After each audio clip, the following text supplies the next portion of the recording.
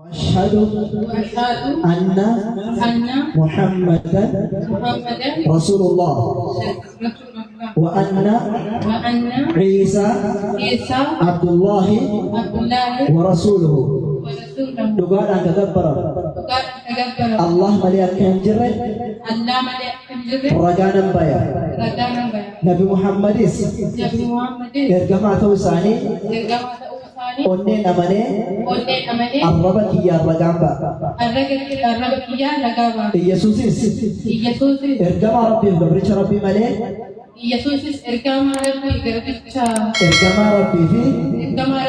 gabricha Rabbi male Waka kan tane fi abo aku malaka kabane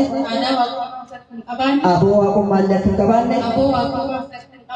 kesa kiyya namane arraba kiyya ragabe Allahu akbar Allahu akbar Allahu akbar Masyaallah boleh titik kepada negara Islamat Rabbi sifide wa jazakumullahu khairan ustaz Taufik Barsa wa jana Allahu akbar. Assalamualaikum warahmatullahi wabarakatuh. Assalamualaikum. Kaifa tukum salatini? Bismillahirrahmanirrahim. Jalqaba Rabbi kenyam farsa Rabbi kuman kamne anggo mutumansa alhamdulillahi amma sifiansa salatu wassalam ala irkamaisa adunya kutu kan ite kobasa Rabbi asise isatu ogeisa tarasa hondo Rabbi min kesa ummata sata huwadda badasa ummata sata huwadda badasa islamu man faya ifan amne dalila kullu dogo koran amne ajel famajiru burana mumma duga hode amne matawal kuma isitu dukana arwana mumma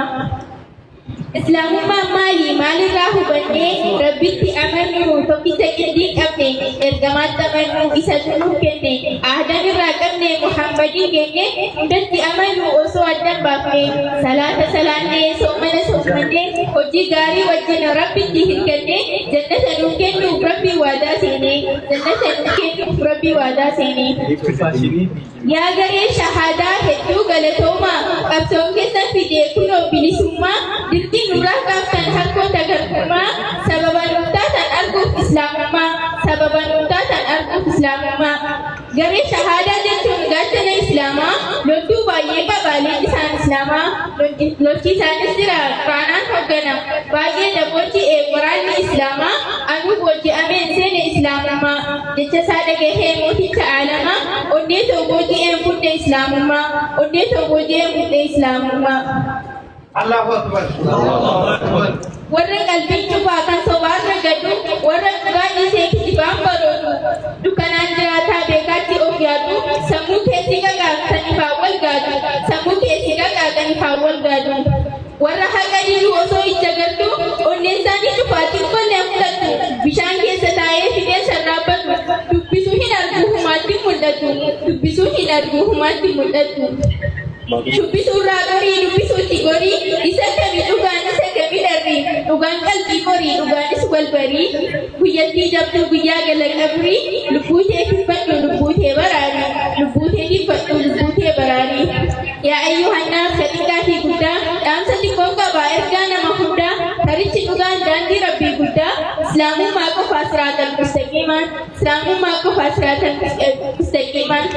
Soora qalbii keenyaa saddeessaa imaanaa barachuu dhaqabnaa jabaannee quraanaa xiqqaa guddaa hundinuu wal faana dubbisuu dhaqabnaa argachuuf imaanaa guutuu hir'uun qabne quraanni rabbichaa barsiisaa dhugaa daandii jannatichaa wanta dhufaa darbaa isarraa barachaa quraana barannee walis barsiifachaa rahaadhaan jiraannaa rabbitti harkachaa warri akka kootii quraan wal badhanii rabbiin tokko ta'uu onneen amantanii Muhammad ergamaa ta'uu hawwattan qalbiidhaaf qalbiif gochaanii kan isaan hordoftan ulfii jannataatii akka jabeeffattan qabaa jabeeffadhaa haga lubbuun jirtan rakkoon si baay'atee daangaa si dabartus firaa fi aanaan kee hundumtuu si gatus rabbiin kee rahmaanii inni waa si gatu rabbii kee qabadhu isatti kadhu kan rabbiin dirqatee fidee garuu dhagu kan nan beenne wali sin barsiisu qabsooftuu dhuga'anii haqanniisu shuggutii islaamaa hin beeku fakkeessu du'aa inaaf godha akka rabbiin na milkeessu du'aa inaaf godha akka rabbiin na milkeessu. Allahu akbar. Obboleettiin xinnatuun tanama walaloo isinii dubbiste amantaa kiristaanaarraa gama amantaa musliimaatti dhufte. Namoonni shooraas keessatti mataa jira hedduun isaanii kalees akka keenyaa kan keessan dhalatanii osoo hin taane kaan amantii biraarraa dhufanii